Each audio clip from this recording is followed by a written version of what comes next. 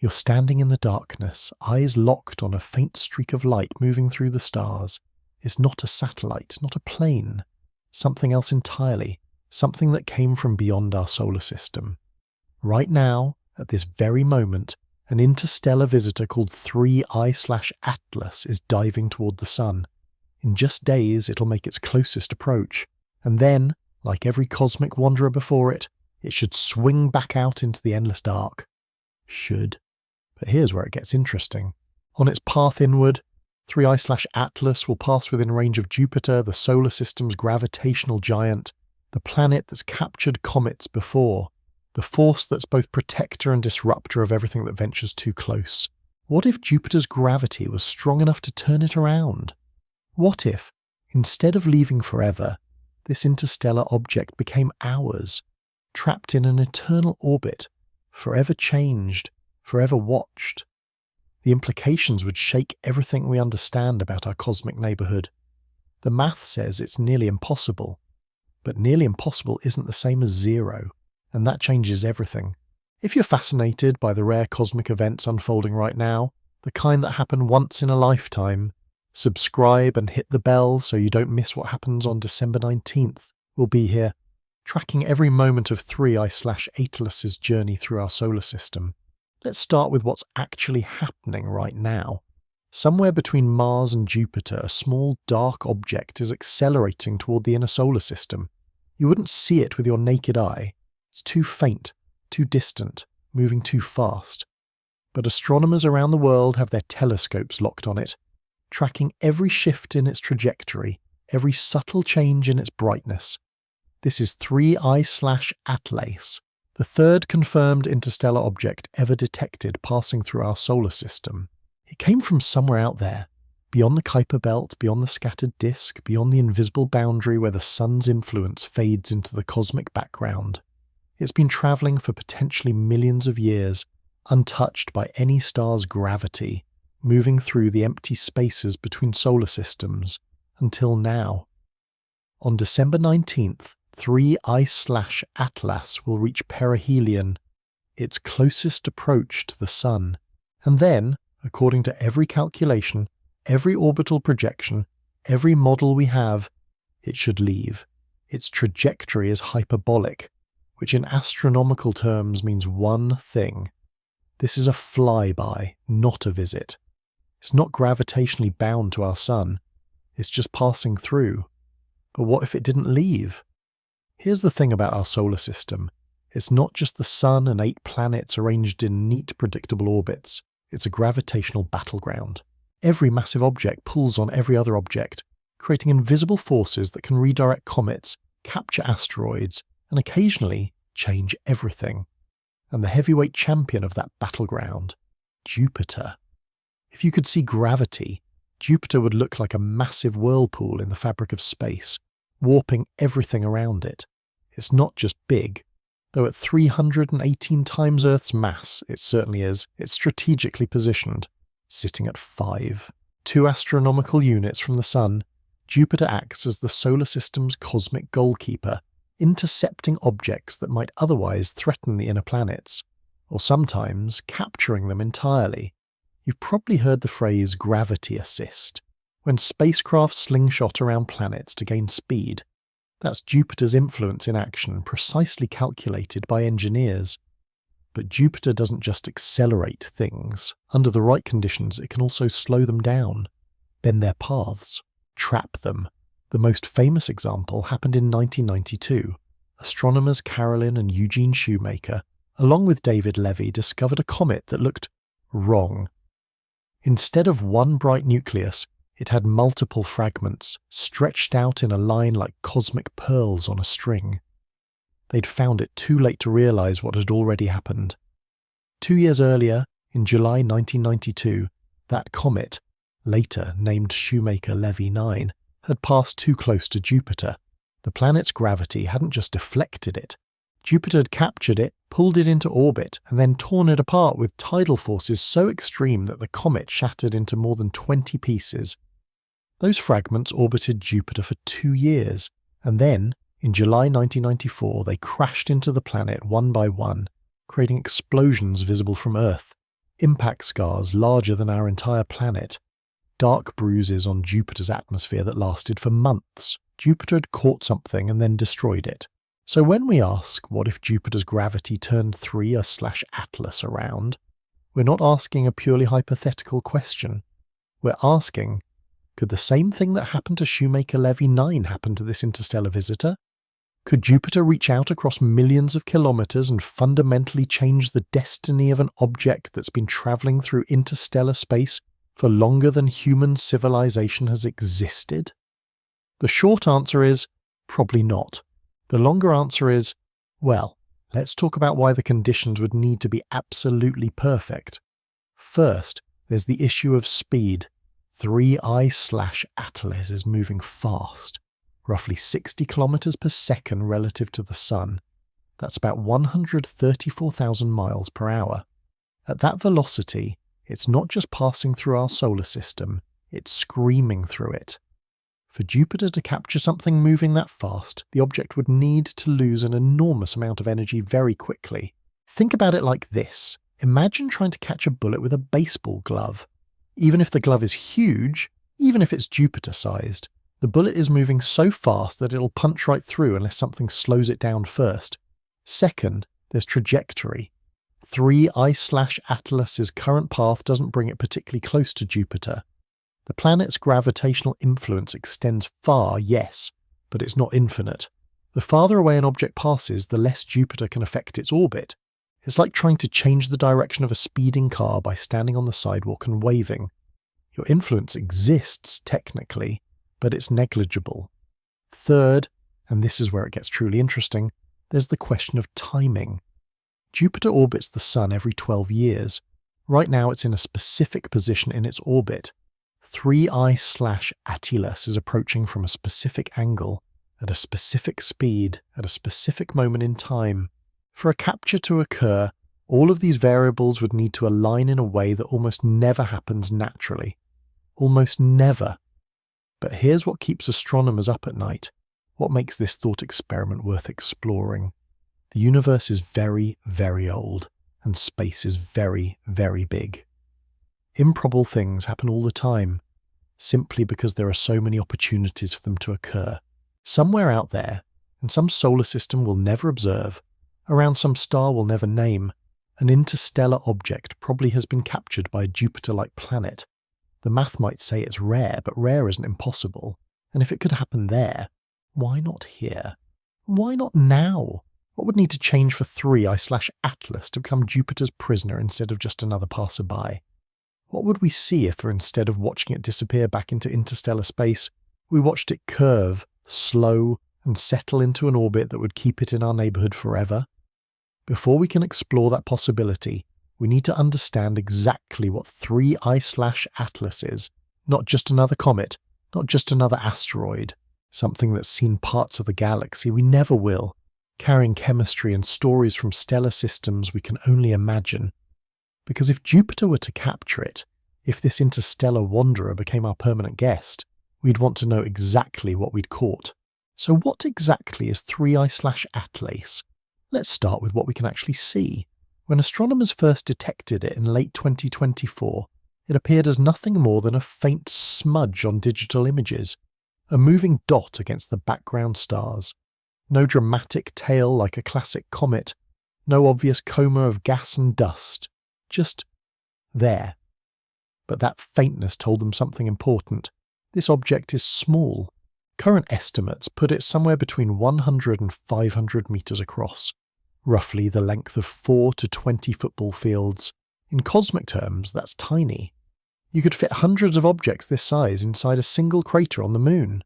If it passed by Earth at the same distance as the Moon, you still wouldn't see it without a telescope. Size matters here, but not in the way you might think. A smaller object means less mass. Less mass means Jupiter's gravity would have an easier time influencing its trajectory. In theory, that's good news for our what-if scenario. But there's a catch. Smaller objects also mean we have less data to work with. Every measurement becomes harder. Every calculation carries more uncertainty. And 3/Atlas is full of uncertainties. Here's what we do know with confidence. It's moving on a hyperbolic trajectory. That single fact tells us more than almost anything else. In orbital mechanics, there are basically three types of paths an object can take around the Sun. Circular or elliptical orbits. Closed loops like the planets. These objects are gravitationally bound. They're permanent residents, parabolic orbits, the boundary case perfectly balanced between staying and leaving, incredibly rare in nature. And hyperbolic orbits. Open paths that come in, swing around and leave forever. This is 3I/Atlas. The shape of that hyperbola reveals something profound. This object has excess velocity. It's moving faster than the Sun's escape velocity at its current distance. No matter what happens, unless something dramatically changes its speed, 3I/Atlas will eventually leave our solar system and return to interstellar space.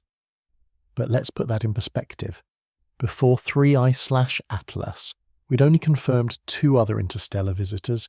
Just 2 in all of human history. The first was Oumuamua, discovered in October 2017.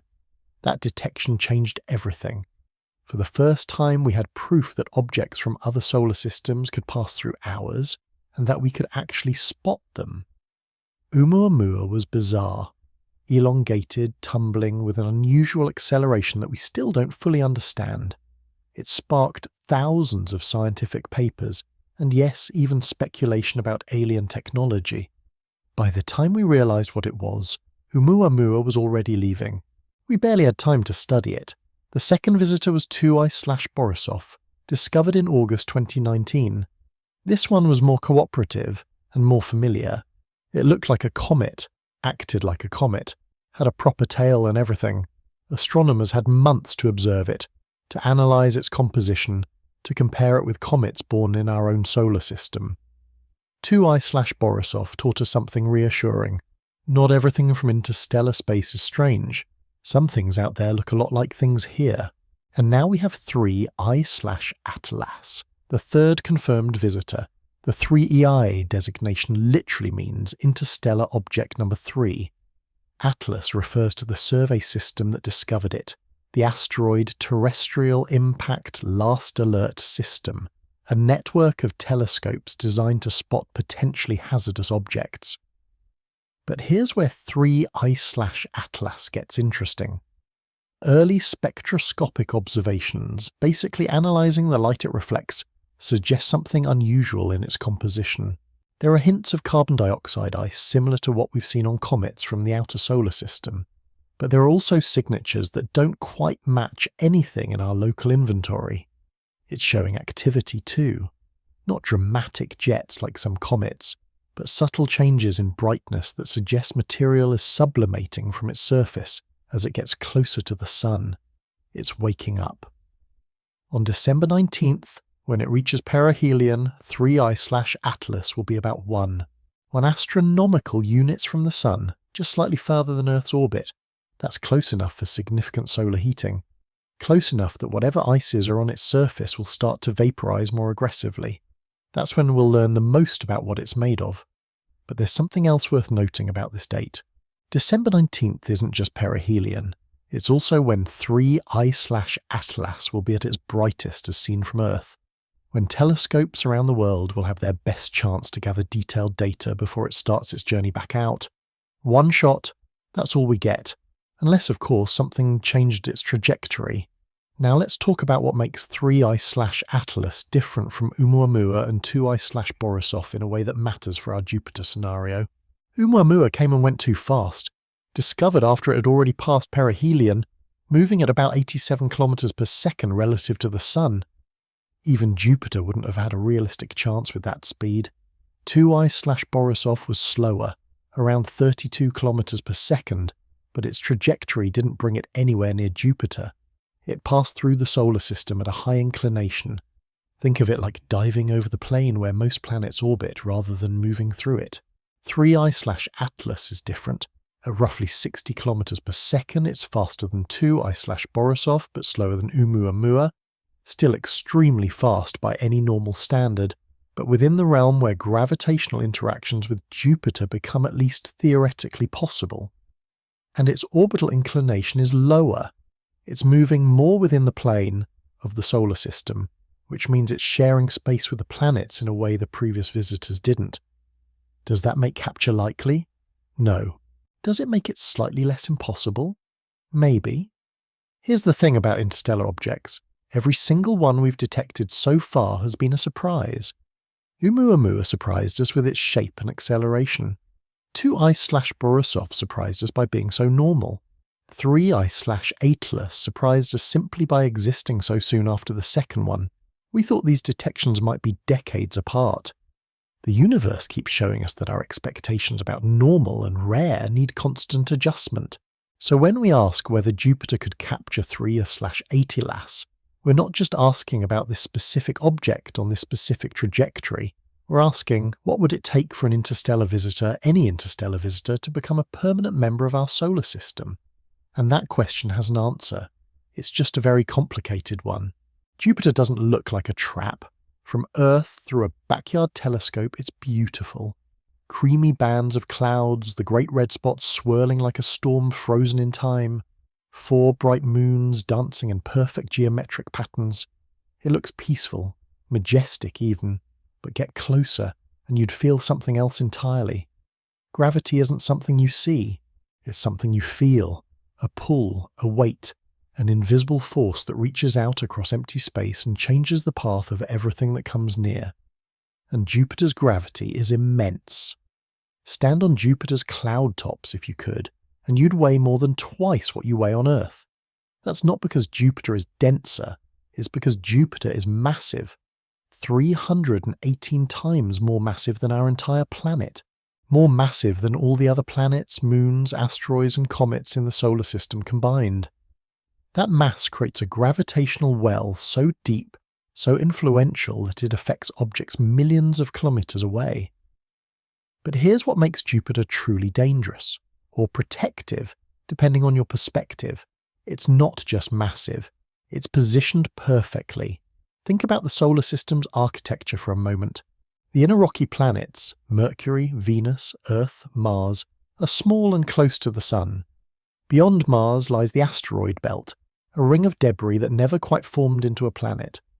And then, at 5.2 astronomical units from the Sun, sits Jupiter. That location matters. Most comets come from the outer solar system, from the Kuiper belt beyond Neptune, or from the Oort cloud, that vast shell of icy bodies surrounding the entire solar system. When something gets nudged out of those distant regions and falls toward the Sun, it has to pass through Jupiter's neighborhood. And Jupiter is always watching. The principle behind gravitational capture is actually simpler than it sounds. Every object moving through space has what we call orbital energy, a combination of its speed and its position in a gravity field. To capture something, you need to steal enough of that energy to trap it. Imagine rolling a ball up a hill. If it has enough speed, it'll crest the top and roll down the other side. But if something slows it down, friction, wind resistance, an obstacle, it might not make it over. It'll roll back down and settle in the valley. Jupiter's gravity works like that hill, except in reverse. Objects falling toward the Sun are rolling downhill, gaining speed. Jupiter's job is to change their direction just enough that they don't have the energy to escape back out. Sometimes it works. The key mechanism is called a gravity assist, though when it results in capture we might call it a gravity brake instead. As an object approaches Jupiter, the planet's gravity pulls on it, changing its velocity. If the object passes in front of Jupiter in the direction Jupiter is orbiting, it can steal some of Jupiter's orbital momentum, speeding up and gaining energy.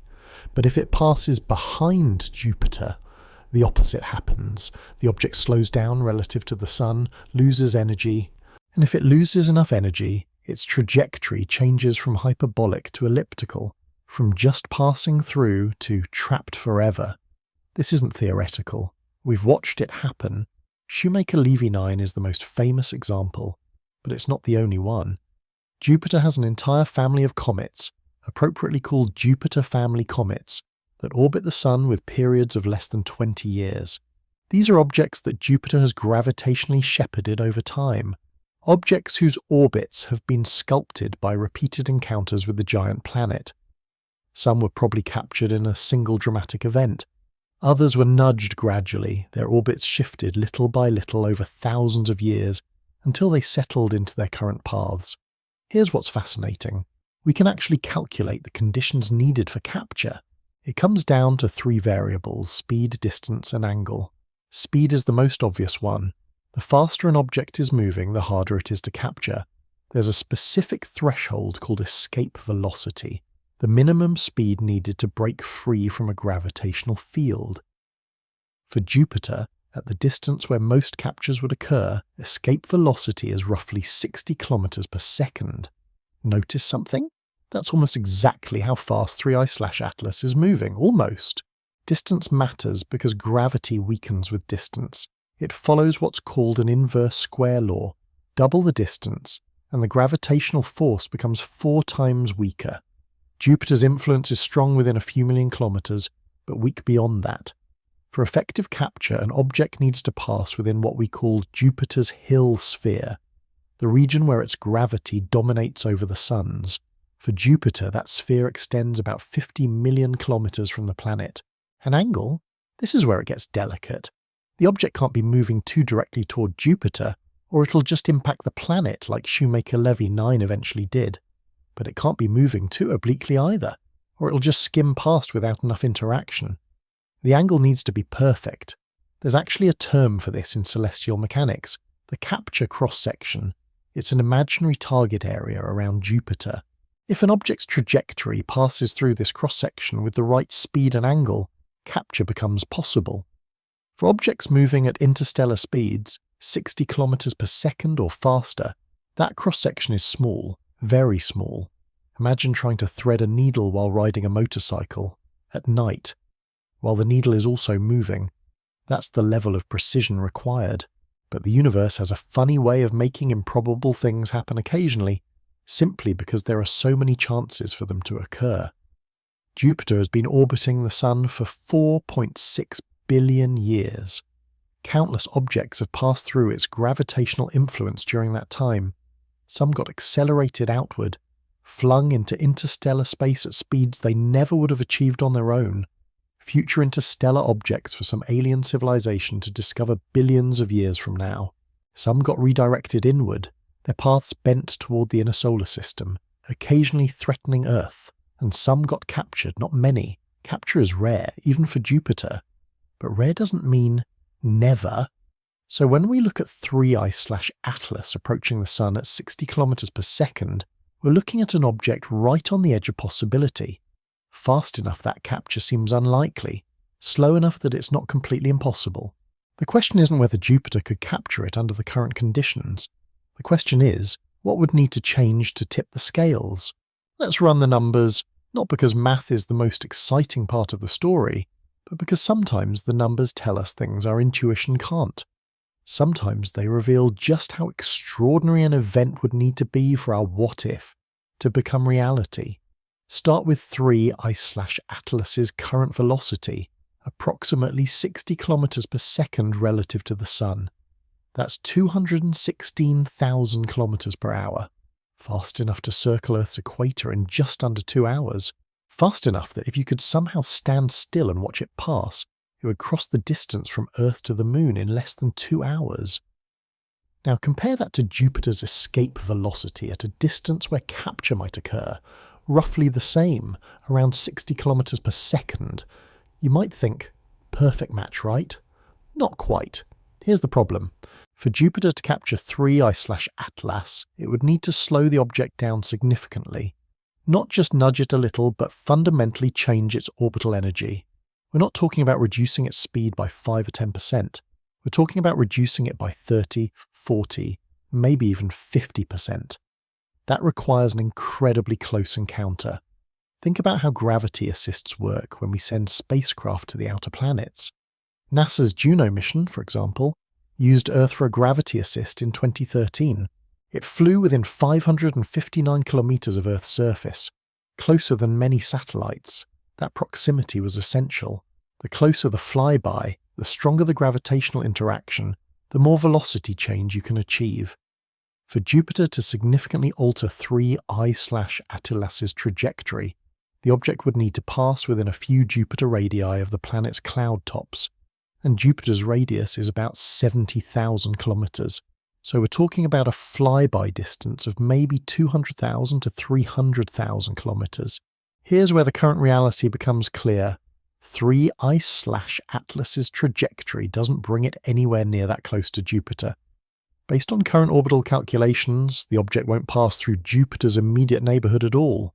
It's diving toward the Sun from a different angle, through a different region of space. Jupiter will exert some gravitational influence. Everything in the solar system pulls on everything else, however slightly, but not enough to matter. Not even close. Let's put some more numbers to this. The gravitational force between two objects depends on their masses and the distance between them. Jupiter's mass is enormous, yes, but 3 Ice/Atlas's mass is tiny, probably somewhere between a few million and a few billion kilograms, depending on its exact size and composition. That's the mass of a small mountain distributed across 100 to 500 meters of space. For Jupiter to capture something that small, that fast, the object would need to lose a specific amount of kinetic energy. We can calculate that energy. It's equal to 1/2 the object's mass times its velocity squared. The math works out to an absurdly large number, roughly 10 circumflex 15 to 10 circumflex 16 joules, depending on the object's actual mass. That's the energy equivalent of multiple nuclear weapons. Where does that energy go during a gravitational capture? It doesn't just disappear. Energy is conserved. It has to transform into something else. In most capture scenarios, the energy gets redistributed. Some goes into changing the object's orbital path. Some might get converted to heat through tidal forces if the object passes close enough. Some gets transferred to Jupiter itself, infinitesimally changing the planet's orbit. But all of that requires proximity. Distance is the enemy of gravitational capture. So how close would 3 Ice/Atlas actually need to get? There's a formula for this called the capture radius.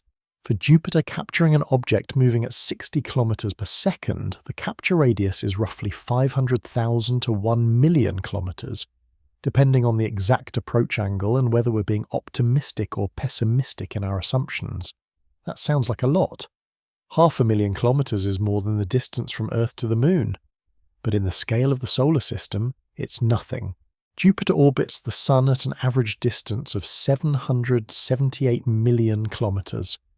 The zone where Jupiter could realistically capture 3 Ice/Atlas represents about 0.1% of Jupiter's orbital path. It's like trying to hit a target the size of a coin from across a football field, while blindfolded, while both you and the target are moving. And here's another complication: timing. Jupiter takes about 12 years to complete one orbit around the Sun. Right now, it's in a specific position. 3 Ice/Atlas is approaching from a specific direction at a specific time. For the object to pass close enough to Jupiter for capture to be possible, both Jupiter and 3 Ice/Atlas would need to arrive at the same region of space at the same moment. They won't. Current projections put them millions of kilometers apart at the closest point in 3 Ice/Atlas's trajectory. You might be thinking, okay, but what if 3 Ice/Atlas's orbit is slightly different than we calculated? What if there's some uncertainty in the measurements? Fair question. And yes, there is uncertainty. Every astronomical observation carries some margin of error. We can't measure 3 Ice/Atlas's position and velocity with infinite precision. There's always a small range of possible orbits that fit the data. But here's the thing, that uncertainty range is much, much smaller than the distance gap we're talking about. We're not off by a factor of 2 or 3, we're off by orders of magnitude. It's not like we think 3 Ice/Atlas will pass 500,000 kilometers from Jupiter, but it might actually pass 200,000 kilometers away. We're looking at distances of tens of millions of kilometers. The uncertainty doesn't bridge that gap. So why are we even exploring this scenario? Because there's a difference between impossible under current conditions and impossible under any conditions. The physics allows for capture. The math allows for capture. The universe has demonstrated repeatedly that Jupiter can and does capture objects. We're not violating any fundamental laws by imagining it could happen to an interstellar visitor. We're just noting that the conditions would need to be very, very different. And that's actually the interesting part. Here's something people often get wrong about gravitational capture. They assume massive objects like Jupiter can just reach out and grab anything that comes reasonably close. They imagine gravity as a kind of cosmic vacuum cleaner sucking in everything within range. But gravity isn't like that. It's not a force that pulls things to a stop. It's a force that changes trajectories. An object moving fast enough will always escape, no matter how massive the planet is, unless something else intervenes to slow it down or redirect it at exactly the right moment. Jupiter can bend paths, it can redirect, it can accelerate or decelerate objects that pass nearby. But capture requires precision. Capture requires luck. Capture requires the universe to align a dozen different variables simultaneously. Which brings us to the real question. What would that alignment look like? Let's imagine the perfect storm. Not the reality we have, but the reality we'd need. A universe where the dice rolled differently, where timing aligned, where 3I/Atlas arrived at our solar system with just the right conditions for Jupiter to change everything. What would that look like? First, let's change the speed.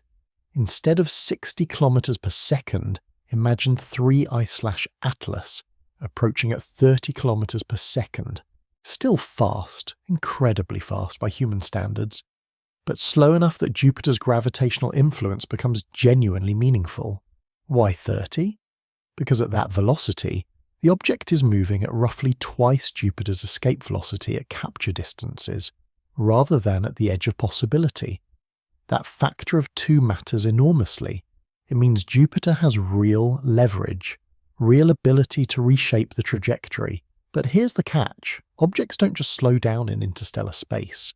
There's no friction out there, no air resistance. If 3I/Atlas is moving at 60 kilometers per second now, there's a reason. It left its home system with a certain velocity, travelled for potentially millions of years without anything to slow it down, and arrived here with that speed intact. For it to be moving slower, it would need to have left its origin differently. Maybe ejected more gently from its parent star system. Maybe influenced by closer stellar encounters during its journey. Maybe, and this is the fascinating part, it's simply from a part of the galaxy where stellar velocities are naturally lower. We don't get to choose this variable, the universe does. But in our thought experiment, let's grant ourselves this gift, a slower visitor. Now, the trajectory. In our perfect storm scenario, 3I/Atlas's orbital path would need to intersect much more closely with Jupiter's position. Instead of passing millions of kilometers away, imagine the object's trajectory brings it within 500,000 kilometers of the planet, just inside that critical capture radius we talked about. This requires a different approach angle. Instead of diving toward the Sun from above or below the plane of the solar system, 3I/Atlas would need to arrive more directly through the planetary plane, threading the needle between the orbits of the gas giants. Again, this isn't something we control. The object's trajectory was set long before it entered our solar system, determined by where it came from and what gravitational influences it experienced along the way. But let's say the universe was generous. Let's say the angle works out. Now comes the truly delicate part, timing. Jupiter is always moving. Right now, as you're reading this, it's travelling around the Sun at about 13 kilometers per second. That might not sound fast compared to 3I/Atlas's speed, but over the months it takes for the interstellar object to approach, Jupiter moves significant distances. For our perfect capture scenario, Jupiter would need to be in exactly the right position in its orbit when 3I/Atlas arrives. Not where it is now, but where it would be at the moment of closest approach. Think of it like throwing a football to a running receiver. You don't throw to where they are, you throw to where they'll be. The universe would need to have thrown 3I/Atlas billions of years ago to where Jupiter will be in December 2024. The odds of that happening by chance? Astronomical in the worst sense of the word. But there's another possibility. One that makes capture scenarios slightly more plausible in the grand cosmos, even if it doesn't help us with 3I/Atlas specifically. Multiple gravitational encounters. Imagine if, before reaching Jupiter, 3I/Atlas had first passed by Saturn, or Uranus, or Neptune. Each encounter would alter its trajectory slightly, bend its path a little, maybe steal some velocity. None of these planets alone could capture the object, but together they might slow it down enough that by the time it reaches Jupiter, capture becomes possible. This is called gravitational keyhole navigation, a series of precise encounters that collectively achieve what no single encounter could. We see this in our own asteroid belt. Some asteroids have orbits that have been sculpted by centuries of small gravitational nudges from Jupiter and Mars and Earth, each interaction adding up over time until the object settles into a stable configuration. For an interstellar visitor, you'd need the same principle but compressed into a single pass through the solar system. The object would need to interact with multiple planets in sequence, each one bending its path just right, slowing it incrementally, setting up the final encounter with Jupiter. The choreography required for this is staggering.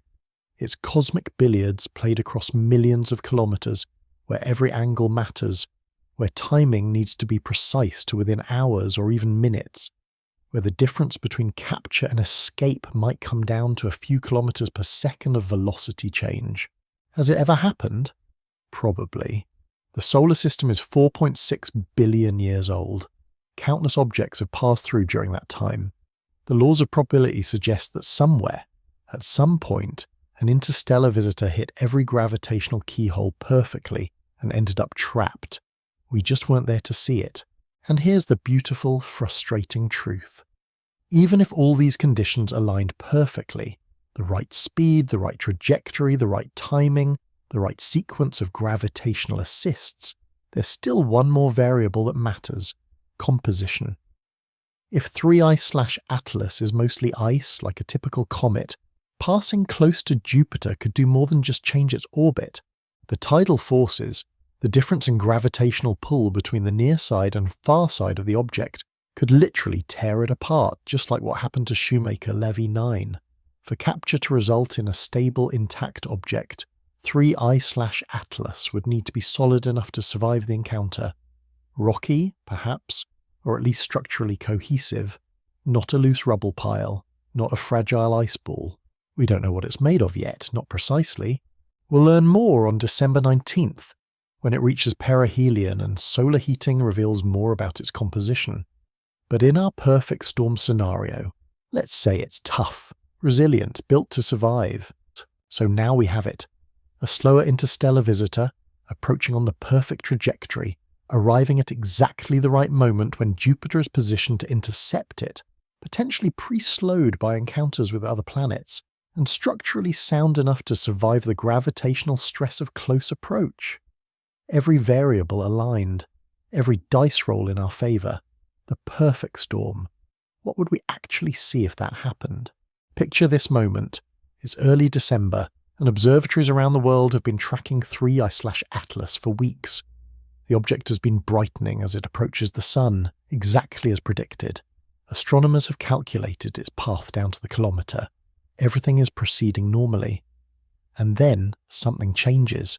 You wouldn't notice it immediately. The change would be subtle at first. A slight deviation in the object's position compared to where the models said it should be. A few arc seconds off. Small enough that it might be measurement error, but it's not error. Over the next few days, as telescopes continue their observations, the deviation grows. 3I/Atlas isn't where it's supposed to be. Its path is bending, curving more sharply than the Sun's gravity alone could explain. It's responding to Jupiter. At observatories from Hawaii to Chile to the Canary Islands, scientists would be running calculations frantically, updating orbital models, checking and rechecking their data, because what they're seeing shouldn't be possible with the object's known velocity, unless that velocity is changing. The first public announcement would probably come from the Minor Planet Center, the organisation that tracks and catalogues objects in the solar system.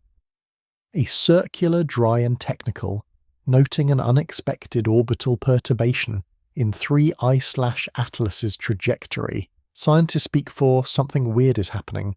Social media would explode within hours, because this isn't just any object changing course. This is an interstellar visitor, something from beyond our solar system, potentially being captured by one of our planets. It would be unprecedented, historic, the kind of event that happens once in a civilization's lifetime, if that. News organizations would scramble to explain what's happening. Graphics would appear showing 3I/Atlas's original path versus its new trajectory.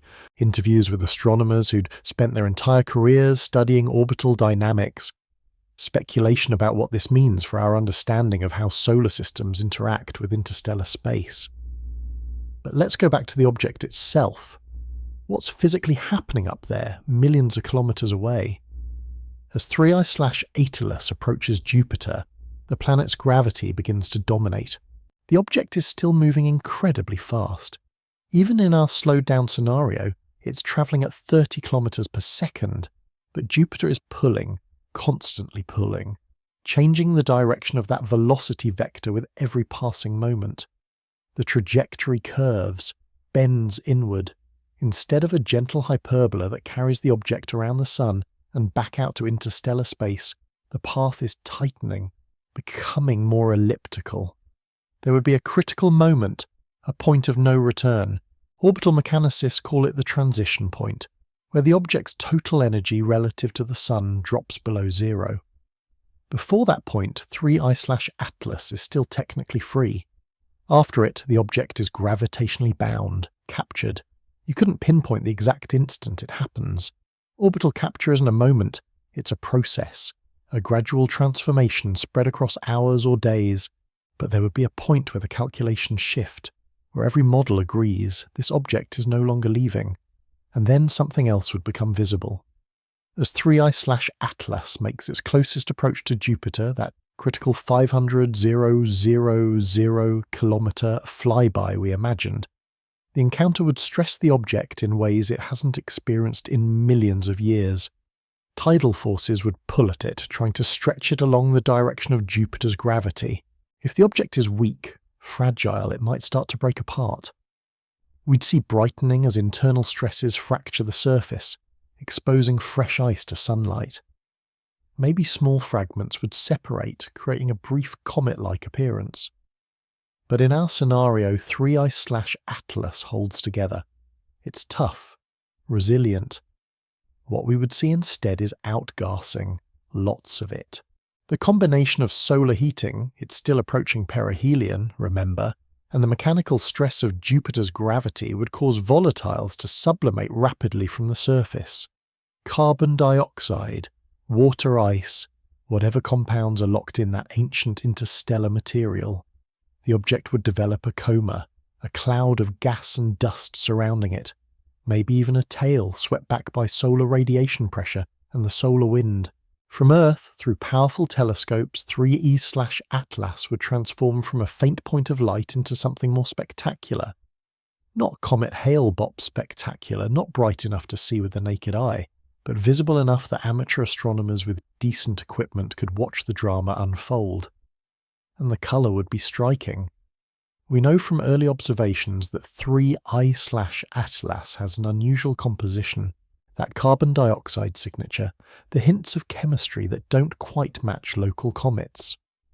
As that material sublimates and catches sunlight, it would create spectral signatures, specific wavelengths of light that reveal what elements and molecules are present.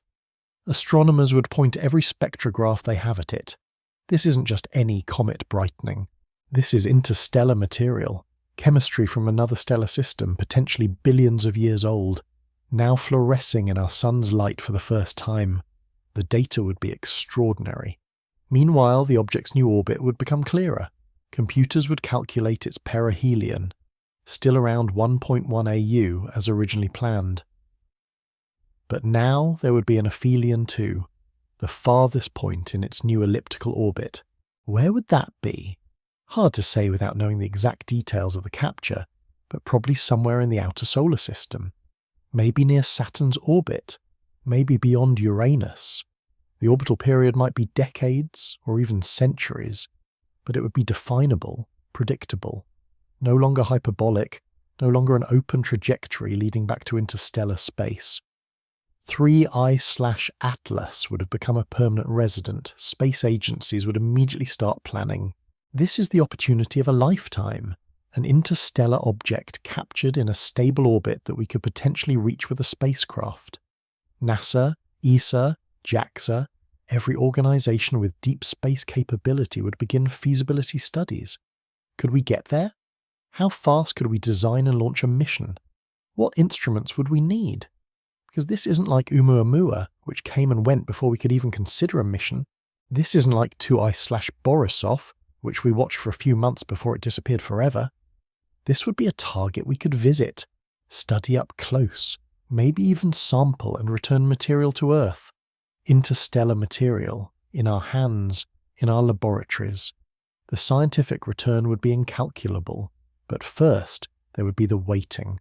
After the drama of capture, after the brightening and outgassing and media frenzy, there would be months, maybe years, of simply tracking the object as it continues on its new path, watching it reach perihelion, watching it swing back out, watching it slowly recede into the darkness of the outer solar system, still there, still ours, still waiting to tell us its secrets.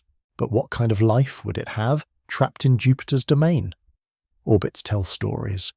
They reveal the history of gravitational interactions, the violence or gentleness of capture, the future trajectory of an object over decades or centuries. And 3I/Atlas's new orbit, if Jupiter had successfully captured it, would tell a remarkable story. Let's start with the shape. After capture, the orbit would be elliptical, not circular like the planets, but stretched, elongated. One end would bring 3I/Atlas close to the Sun, that 1.1 AU perihelion it was already heading toward. The other end would swing far out, reaching into the outer solar system where Jupiter's influence dominated the capture. Astronomers call this an eccentric orbit, and they measure eccentricity on a scale from 0 to 1. 0 is a perfect circle. 1 is a parabola, the boundary between closed and open orbits. 3I/Atlas's new orbit would probably have an eccentricity somewhere around 0.6 or 0.7, highly elliptical, almost comet-like. And that comparison isn't accidental. Remember those Jupiter family comets we mentioned earlier? They're defined by having orbital periods less than 20 years and being gravitationally controlled by Jupiter. 3I/Atlas would join that family, not born from the Kuiper belt like its siblings, but adopted from interstellar space. The orbital period would depend on the exact details of capture. Using Kepler's laws, mathematical relationships between orbital size and period, we can make educated guesses. If the aphelion reaches out to around 6 or 7 AU, somewhere between Jupiter and Saturn, the orbital period might be 12 to 15 years. That means 3I/Atlas would complete one full orbit from perihelion back to perihelion in about the same time Jupiter makes one trip around the Sun. It's called orbital resonance when periods align like that, and resonances tend to be stable, at least for a while. But here's where things get complicated. An orbit isn't static, it evolves. Every time 3I/Atlas passes near Jupiter, and in this scenario it would pass relatively near Jupiter every single orbit, the planet's gravity would tug on it again. Sometimes these tugs would be small, sometimes significant. Over many orbits, they'd accumulate. The orbit might gradually shift. The perihelion could move closer to the Sun or farther away. The eccentricity could increase or decrease. The orbital plane might tilt. This is called orbital evolution, and it's notoriously difficult to predict over long time scales. Some Jupiter family comets have stable orbits that last thousands of years. Others change dramatically within decades. The difference often comes down to subtle variations in exactly where and when the comet passes near Jupiter during each orbit. For 3I/Atlas, there's another factor to consider. It's made of volatile materials. Every time the object swings through perihelion, solar heating would cause ices to sublimate. Gas and dust would escape from the surface, carrying away mass. That lost mass doesn't seem like much, maybe a few meters of surface layer per orbit, but it has consequences. When material jets off from one side of a rotating nucleus, it creates a tiny thrust, like a natural rocket engine. This is called the non-gravitational effect, and it can actually change an object's orbit over time. We saw this with Oumuamua. Part of the mystery surrounding that object was an unexplained acceleration that couldn't be explained by gravity alone. The leading theory?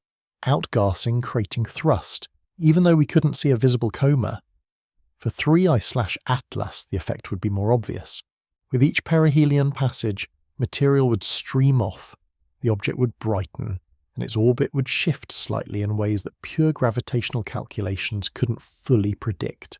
Over decades, those shifts would add up. And there's a darker possibility we need to consider. Remember Shoemaker-Levy 9? Jupiter captured it, yes, but capture wasn't the end of the story. The comet orbited Jupiter for a while. We don't know exactly how long, maybe decades, but eventually orbital evolution brought it too close. Jupiter's tidal forces tore it into more than 20 fragments. Those fragments continued orbiting for a few more years, and then, in July 1994, they impacted Jupiter one by one over the course of a week. Each impact released energy equivalent to millions of nuclear weapons. Each left scars in Jupiter's atmosphere that persisted for months. The comet didn't survive its capture. Could the same thing happen to 3/Atlas? It depends on several factors. First, how close does its orbit bring it to Jupiter on subsequent passes? In our capture scenario, the initial encounter was around 500,000 kilometers, close enough to capture but not close enough to destroy. If orbital evolution maintains that distance or increases it, the object might survive indefinitely.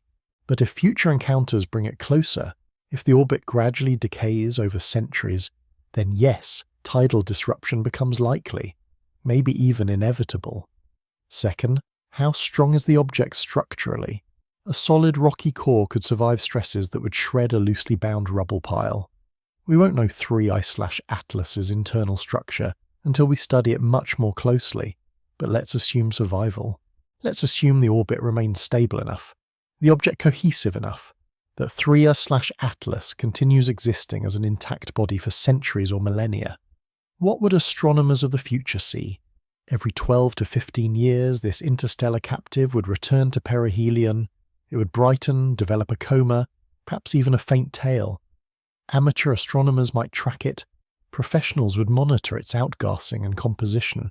Spacecraft missions might visit it repeatedly over decades. It would become familiar, regular, a known quantity in a solar system full of predictable orbits, but it would never be ordinary, because every spectroscopic observation would reveal chemistry from another stellar system. Every analysis would show isotope ratios that don't quite match solar system norms. Every measurement would be a window into a part of the galaxy we can never visit, preserved in ice and rock that travelled for millions of years to reach us. 3I/Atlas would be a permanent ambassador from interstellar space. And here's something profound to consider. If Jupiter captured it, who's to say Jupiter hasn't done this before? We know of roughly 700 Jupiter family comets currently catalogued. Most of them probably originated in the Kuiper Belt or Oort cloud, born in our own solar system, later captured by Jupiter's influence. But what if some aren't native? What if buried in that population of familiar comets, there are 1 or 2 or 10 that actually came from interstellar space captured so long ago that we've simply assumed they're local? We'd never know without detailed compositional analysis of every single one.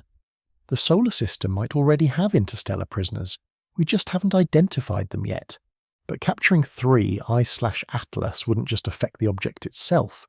Drop a stone into a still pond and ripples spread outward. Capture an interstellar object in the solar system, and the ripples would spread through science, through our understanding of cosmic dynamics, through the delicate gravitational balance that's existed for billions of years. Some of those ripples would be immediate, others would unfold over decades. Let's start close to home, or rather close to Jupiter. The giant planet doesn't orbit alone. It has a massive retinue of gravitationally associated objects. The 4 large Galilean moons, Io, Europa, Ganymede, Callisto, are just the beginning. There are at least 95 known moons total, most of them small, irregular captured objects themselves from the early solar system. Then there are the Trojan asteroids. These are fascinating. Thousands of rocky bodies that share Jupiter's orbit, clustered around two stable gravitational points 60 degrees ahead of and behind the planet. They're trapped in what we call Lagrange points, regions where Jupiter's gravity and the Sun's gravity balance in just the right way to create stable parking spots. Adding 3 I/Atlas to this system would introduce a new gravitational player. Now one small comet-sized object isn't going to dramatically perturb Jupiter's moons. The mass difference is too extreme. Jupiter itself is 318 times more massive than Earth. 3 I/Atlas is maybe a few billion kilograms. The gravitational influence would be negligible, but negligible doesn't mean zero. Over centuries as 3 Atlas orbits, it would pass through regions of space occupied by other Jupiter family comets, by Trojan asteroids, by the outer irregular moons. Each passage would create tiny gravitational interactions. Each interaction would be recorded in subtle orbital changes. Astronomers could study these changes, use them to refine our understanding of how small bodies interact gravitationally. It would be like adding a new experimental subject to a lab we've been studying for decades. And there's another consideration: collision risk. Space is vast, and the odds of two specific objects hitting each other are infinitesimally small. But the solar system is also old, and time has a way of making unlikely events inevitable. Over thousands or millions of years, 3 I/Atlas's orbit would evolve, would shift, would potentially cross paths with other objects in unpredictable ways. It might collide with another comet. The impact would be minor on cosmic scales, but spectacular to observe. Two ancient bodies, one from our solar system and one from beyond, destroying each other in a flash of vaporized ice and rock. Or it might collide with a Trojan asteroid, creating a debris cloud that slowly disperses along Jupiter's orbit. These aren't disasters. They're natural processes. The solar system is constantly reshaping itself through countless small collisions, but having an interstellar object as one of the participants would give us unprecedented scientific opportunities. Now let's zoom out. Think bigger.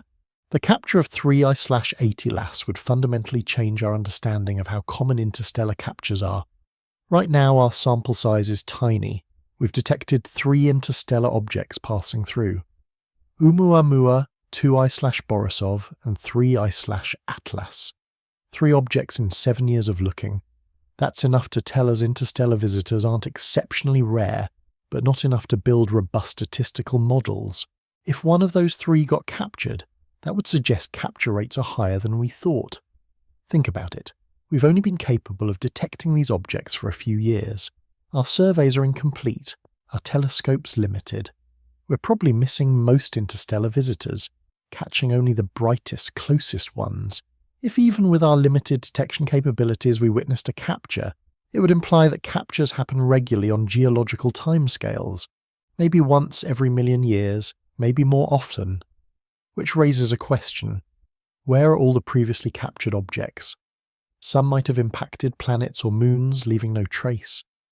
Some might have been ejected back into interstellar space by subsequent gravitational encounters.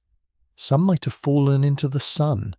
But some should still be here, orbiting quietly, indistinguishable from native comets and asteroids. This is where it gets exciting for future research.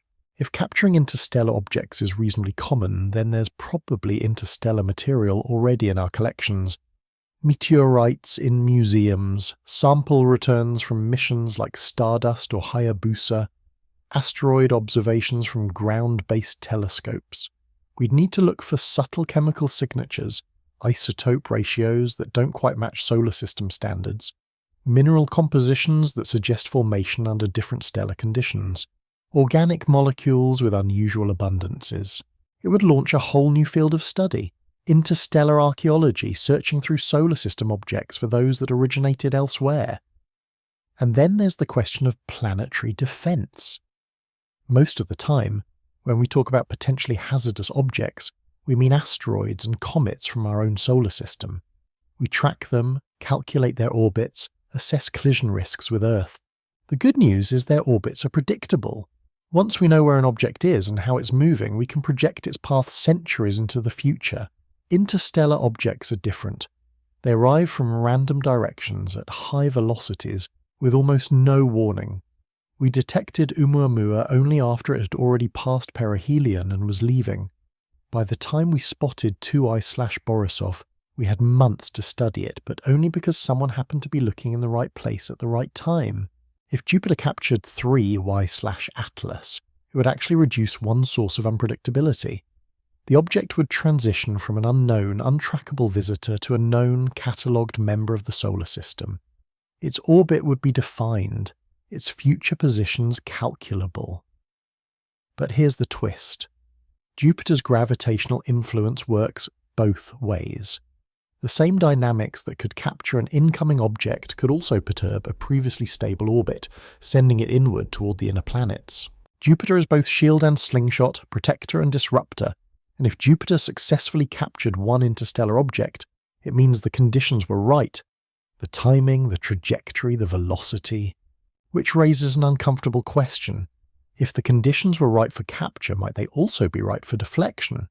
What if, instead of smoothly capturing 3I/Atlas into a stable outer solar system orbit, Jupiter's gravity redirected it inward? What if the same gravitational encounter that would have made 3I/Atlas our permanent guest instead sent it on a collision course with the inner planets? That's not just a scientific curiosity. That's a threat scenario we need to understand. Let's explore the nightmare version.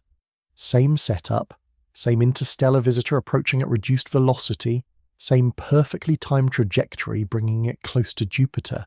But this time, instead of the gentle capture we've been imagining, something goes wrong. The angle is slightly off, the timing slightly different, and instead of slowing down 3I/Atlas enough to trap it, Jupiter's gravity accelerates it, flings it inward toward the inner solar system at even higher velocity than before. This isn't hypothetical fear-mongering, it's physics. Every gravity assist we've ever performed with spacecraft has this dual nature. Approach from one direction and the planet slows you down. Approach from another and it speeds you up. The difference often comes down to whether you pass in front of the planet, in the direction of its orbit, or behind it. For spacecraft, we control this precisely. We plan the trajectory years in advance, calculate every kilometre of the approach, ensure we get exactly the velocity change we want. For a natural object like 3I/8 there's no control. It arrives with whatever trajectory the universe gave it. And if that trajectory happens to pass in front of Jupiter rather than behind it, the result would be acceleration, not capture. Let's run through what that would look like. 3I/Atlas approaches Jupiter at our imagined 30 kilometers per second. It passes within 500,000 kilometers, close enough for significant gravitational interaction. But the geometry is wrong for capture.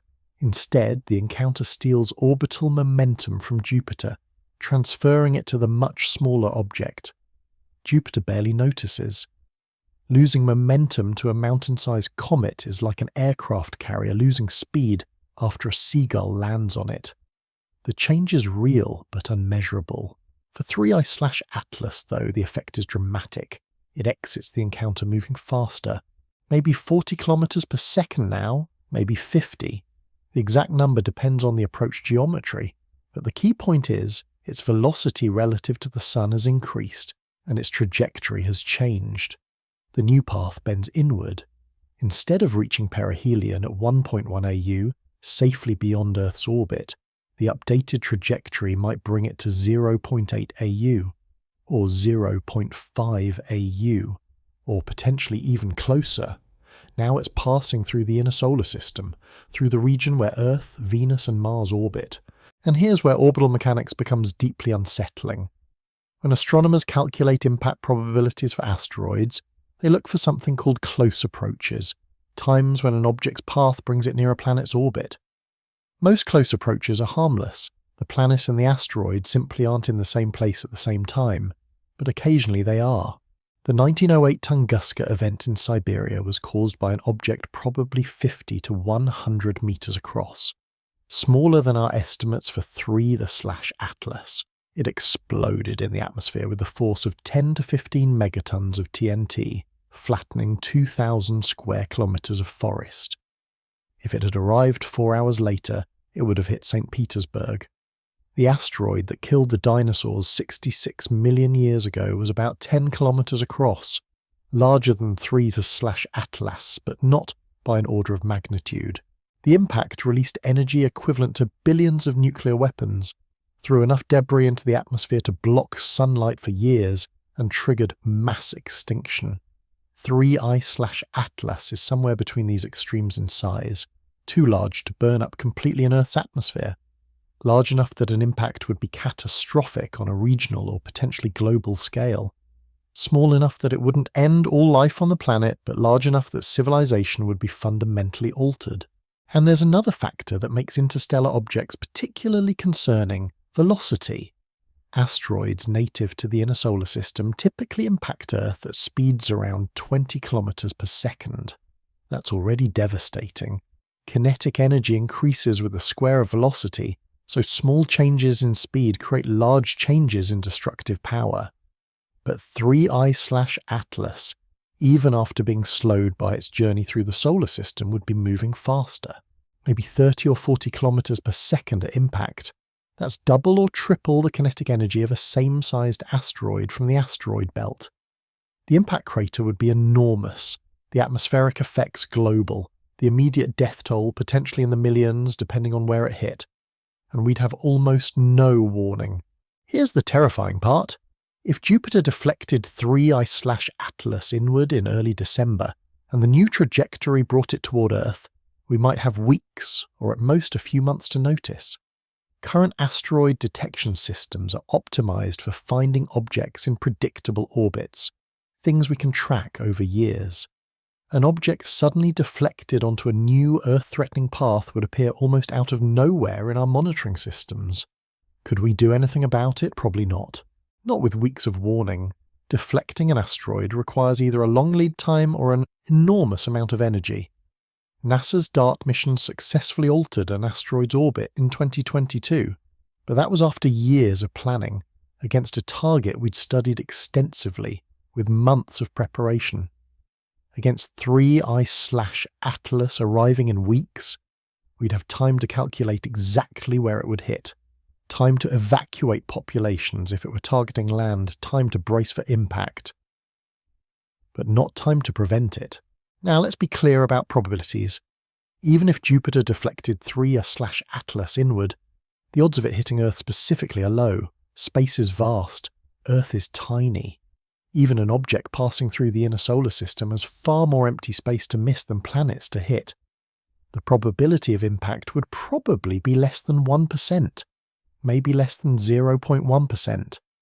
But here's the thing about low probability, high consequence events. They're the ones that keep planetary defense experts awake at night, because 0.1% isn't zero, and when the consequence is potentially millions of deaths and global catastrophe, even small probabilities demand serious attention. Mars would face similar risks, Venus too, even Mercury, though an impact there would matter less from a human perspective. The entire inner solar system would be in the potential crosshairs, and it all traces back to that one gravitational encounter with Jupiter, the planet that's supposed to protect us, that's spent billions of years sweeping up dangerous objects, that's absorbed countless impacts that might otherwise have threatened Earth. In this scenario, Jupiter becomes the threat. Not intentionally, of course. Planets don't have intentions, but the same gravitational dynamics that make Jupiter our shield can, under slightly different circumstances, turn it into a slingshot aimed at our neighbourhood. This is the knife's edge we live on. The delicate balance that's kept Earth relatively safe for millions of years could shift with one unlucky gravitational encounter, one object arriving at exactly the wrong angle at exactly the wrong time. Fortunately, the math works against this nightmare. But fortunately and impossible aren't the same word, which brings us back to reality and why we should be grateful. 3I/Atlas is moving at 60 kilometers per second. Its trajectory will carry it to perihelion on December 19th, and then it will leave, back out past the orbits of the planets, past the Kuiper belt into the vast darkness between stars where it spent most of its existence.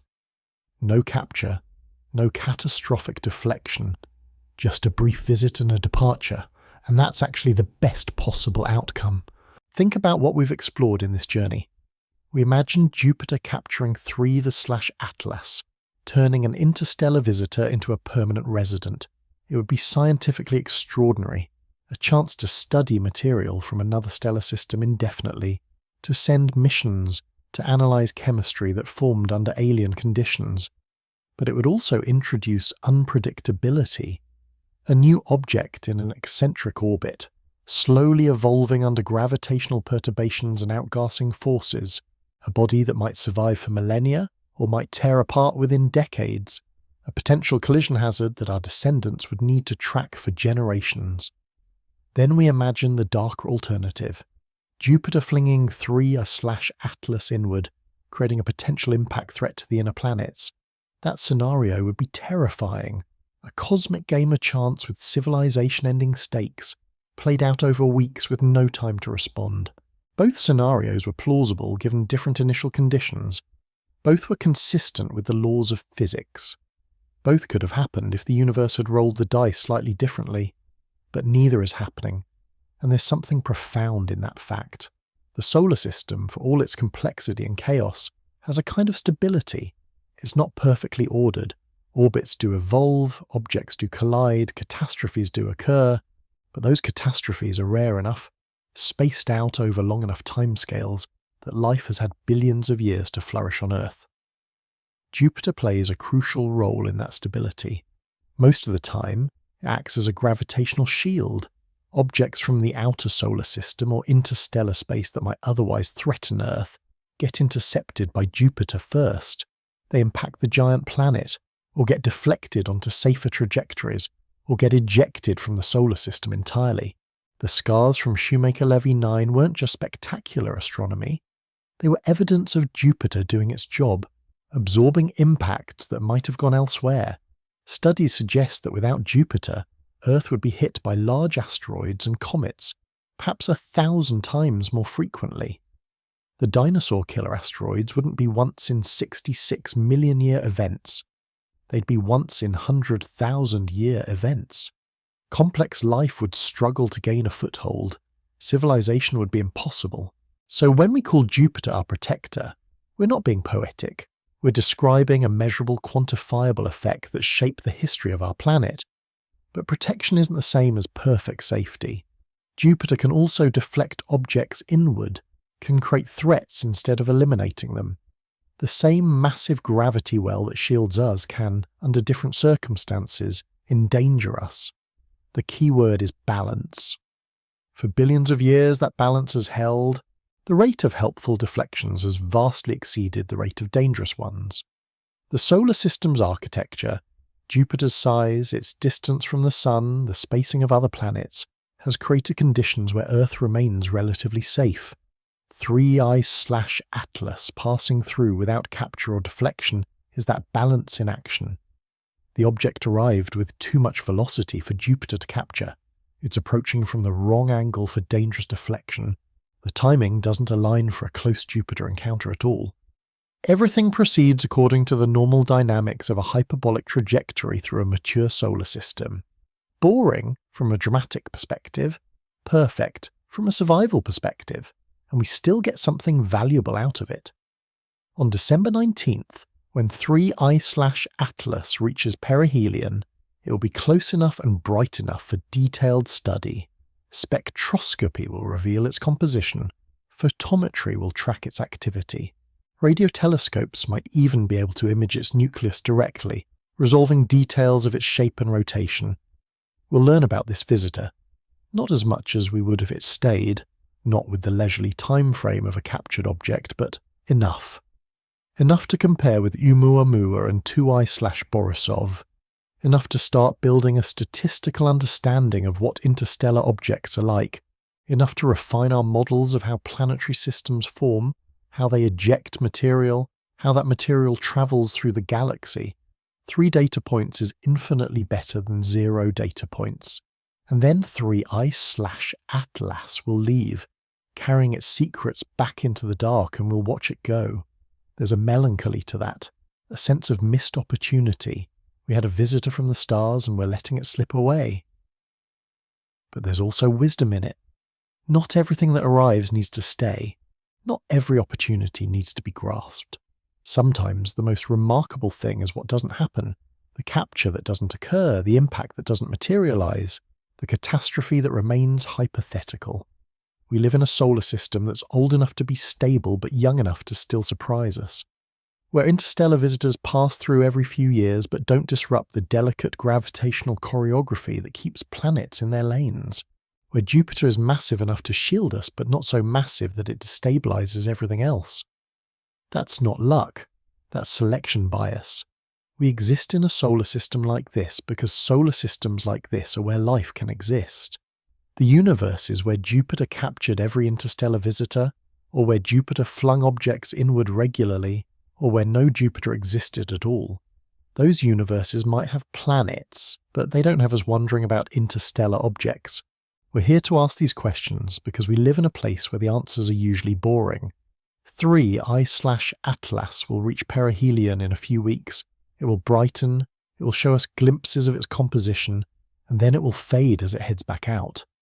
Telescopes will track it for months, maybe years, until it becomes too faint to observe, and then it will be gone, another interstellar traveller returning to the endless journey between stars.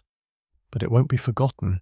It will join Oumuamua and 2 I/Borisov in the catalogue of confirmed interstellar objects. It will appear in scientific papers for decades as researchers analyse the data collected during its passage. It will be a reference point for future discoveries.